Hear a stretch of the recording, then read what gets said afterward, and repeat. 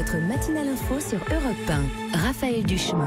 8h, l'heure du journal d'Hélène Zélani. Bonjour Hélène. Bonjour Raphaël, bonjour à tous. Encore quelques selfies et autres dédicaces. Certains bleus retournent dans leur ville ou dans leur club, comme Benjamin Pavard, attendu avec impatience cet après-midi à Jeumont, dans le Nord. À la une également Hélène. Les suppressions de postes dans le groupe de prêt-à-porter à Pichic, 466 et 90 magasins qui vont fermer, notamment les enseignes pour hommes Brice et Jules. Donald Trump obligé de se dédire, sa langue aurait fourché quand il a dédouané la Russie accusée d'ingérence dans la présidentielle américaine. La justification vaut son pesant d'or. Et puis, les vacances au bord de la mer, beaucoup d'enfants n'y ont pas droit. Alors grâce au Secours populaire, ils sont accueillis dans des familles bénévoles. Nous irons à Marseille. L'euphorie est bien loin d'être retombée. Les supporters veulent toujours voir de près les nouveaux champions du monde. Certains se sont déjà envolés pour des destinations lointaines, mais d'autres restent en France le temps d'une visite dans la ville ou le club où tout a commencé.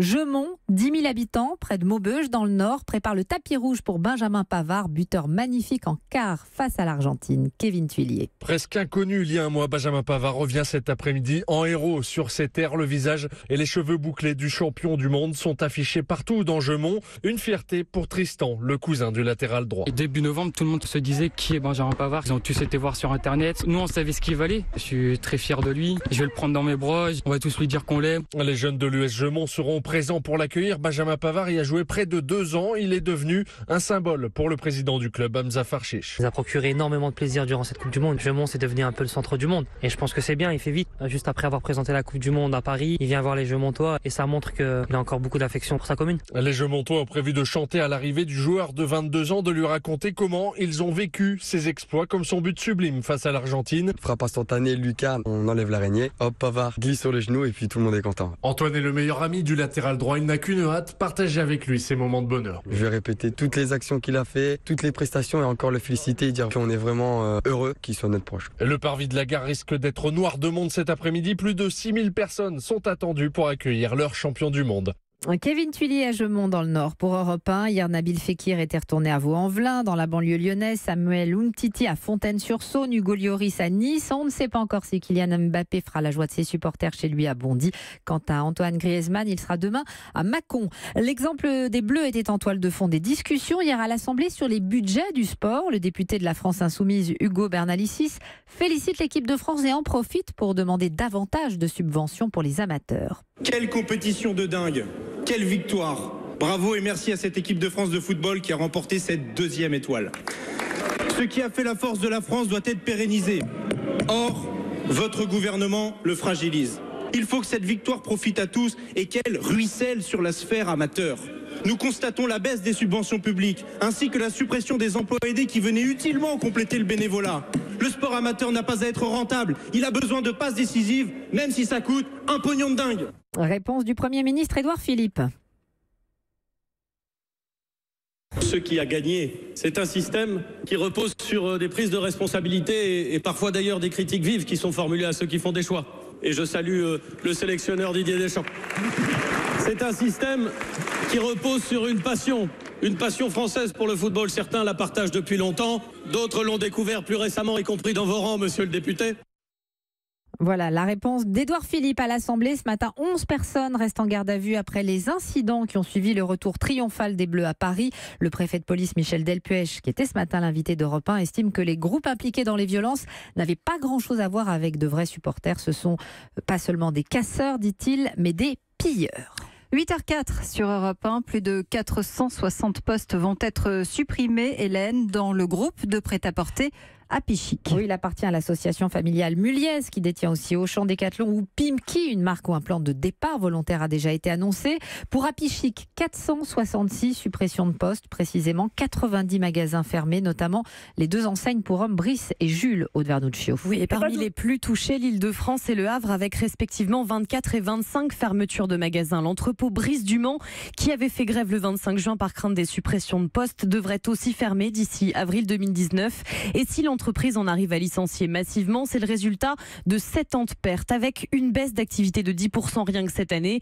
D'après Nadia Ferrand, déléguée Force ouvrière, le groupe n'a pas su s'adapter au marché de la mode masculine. C'est pas d'aujourd'hui qu'on leur dit que la boîte souffre, que les produits n'étaient pas au rendez-vous, que les prix n'étaient pas non plus au rendez-vous. Ils étaient trop excessifs. Avec des nouvelles marques qui sont arrivées sur le marché, comme Primark ou même Kiabi, on leur a dit attention, on va droit dans le mur. Mais bon, comme les actionnaires ils récupéraient leur argent, ils disaient ils sont quand même sur un certain confort. Là aujourd'hui, c'est toujours les salariés qui vont être impactés. Il y a quand même des familles, il y a quand même des couples. Très clairement, ça va être une situation très compliquée. Dans un premier temps, la direction veut fusionner ces marques Jules, Bisbee et Brice d'ici 2019 sous un nouveau nom. Elle a d'ailleurs convoqué les délégués du personnel pour définir le calendrier du plan de transformation. L'intersyndicale promet des actions contre les suppressions de postes. Aude Vernuccio, embauché dans les banlieues, c'est l'appel lancé par Emmanuel Macron au patron des 100 plus grandes entreprises françaises qu'il recevait hier à l'Elysée. 30 000 offres de stage sont déjà trouvées et seront proposées aux jeunes de 3e l'an prochain. L'affaire Lactalis, 36 nourrissons intoxiqués à la salmonelle. La commission d'enquête parlementaire dévoile ses préconisations aujourd'hui. Ce matin sur Europe 1, son président, le député Christian Hutin, a estimé que l'autocontrôle n'était pas suffisant et notamment que chaque entreprise, chaque magasin devait avoir son propre responsable sanitaire. Une semaine clé commence dans l'affaire Tariq Ramadan, accusé de viol par 3 femmes en France. Le théologien doit être confronté à 2 de ses accusatrices, notamment aujourd'hui à Enda Ayari. Elle l'accuse toujours de viol, Salomé Legrand, mais sa version des faits a évolué par rapport à sa plainte. Elle a changé de lieu et de date. Dans ces auditions que nous avons pu consulter, Enda Ayari dénonce des faits non plus en mars 2012 à l'hôtel Holiday Inn près de la gare de l'Est, mais le 26 mai, 2 mois plus tard, au Crown Plaza, place de la République. Face à des incohérences de chronologie dans son premier récit, la quadragénaire a fouillé dans ses affaires, ressorti son agenda de l'époque, ses talons de chéquier et ses relevés bancaires. À cette date, elle note à la fois un rendez-vous chez le coiffeur pour un brushing et retrouve une dépense SNCF, sans doute pense-t-elle, son aller pour Paris. Une nouvelle date qui, comme la précédente, correspond à l'agenda de Tariq Ramadan, alors présent en région parisienne. Le récit détaillé du viol qu'elle dénonce, lui, ne change pas de son arrivée dans la chambre à son départ. De son côté, l'islamologue, lui, ne reconnaît qu'une chose, avoir rencontré Enda Ayari une fois, une seule, sans aucun contact particulier, au parc des expositions du Bourget. Après l'une de ses conférences, son avocat devrait déposer une demande de remise en liberté juste après ces 2 rendez-vous devant les juges. Salomé Legrand, Thierry Solère, toujours en garde à vue ce matin. Le député de La République En Marche est soupçonné de fraude fiscale et de corruption, des faits qui remontent à 2010-2013 alors qu'il était conseiller régional LR. Incroyable exercice, Hélène, de retournement de veste. C'était hier soir et c'est signé Donald Trump. Oui, le président américain a tenté de faire croire que sa langue avait fourché à Helsinki après sa rencontre avec Vladimir Poutine et qu'il disait que la Russie n'avait pas interféré dans la campagne présidentielle de 2016. Écoutez Donald Trump en pleine séquence d'explications. Je dois vous dire que je suis rentré et je me suis dit mais qu'est-ce qui se passe? C'est quoi le problème? Alors j'ai relu le script et j'ai réalisé qu'il y avait besoin de clarification. Dans une phrase clé de mon discours, j'ai employé le mot « ce serait » au lieu de « ce ne serait pas ». La phrase aurait dû être « je ne vois pas pourquoi ce ne serait pas la Russie ». Vous voyez une sorte de double négation, donc vous pouvez noter ça. Je pense que ça clarifie bien les choses. Voilà, explication totalement magique de Donald Trump à la télévision américaine. Beaucoup d'enfants attendent les vacances avec impatience, pourtant un tiers n'a d'autre choix que de rester à la maison. Heureusement, comme chaque année, le Secours populaire offre 15 jours de soleil à plusieurs dizaines de jeunes dans toute la France, notamment dans le sud, où plusieurs d'entre eux viennent d'arriver dans des familles d'accueil à Marseille. Nathalie Chevance. La mer, la plage, les cigales, c'est parti pour 15 jours de dépaysement. Sadio et Yacine viennent de région parisienne. Ils ont 7 et 10 ans et cette année, sans le Secours populaire, il n'y aurait pas eu de vacances. Ils sont accueillis dans un bel appartement du centre-ville avec une idée fixe, aller à la plage. J'ai envie de nager et faire des bacs à sable. Une grosse boulette dans l'eau. Tu sais nager? Que sous l'eau. C'est trop bien. À la maison, sinon tu aurais fait quoi? Je sais même pas. Trop de chance. Oui! Vous êtes allé sur le Vieux-Port déjà? Oui, on a vu un gros miroir qui nous reflétait. Et c'est Pauline, enseignante, qui voulait profiter de ces 2 mois de vacances autrement, se sentir utile, qui accueille les 2 garçons. C'est la première fois avec son compagnon qu'elle est famille d'accueil. Paris réussi avec ses 2 petits pensionnaires. Ils se connaissaient pas avant de venir.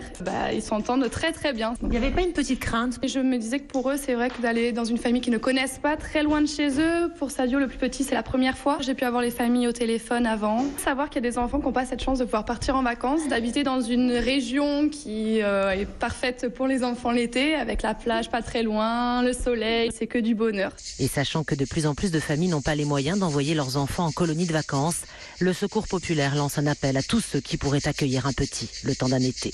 Marseille, Nathalie Chevance, Europe 1. Pas de cigales sur le Tour de France. La 10e étape a été remportée par Julien Alaphilippe dans les Alpes. Le Belge Van Avermaet reste en jaune. Aujourd'hui, nouvelle étape de montagne, 108 km entre Albertville et la Rosière, où le Club Tour d'Europe 1 s'installe ce soir, précisément dans l'hôtel de l'équipe Direct Énergie de Sylvain Chavanel. Rendez-vous entre 20 et 21h. C'était le journal d'Hélène Zélani.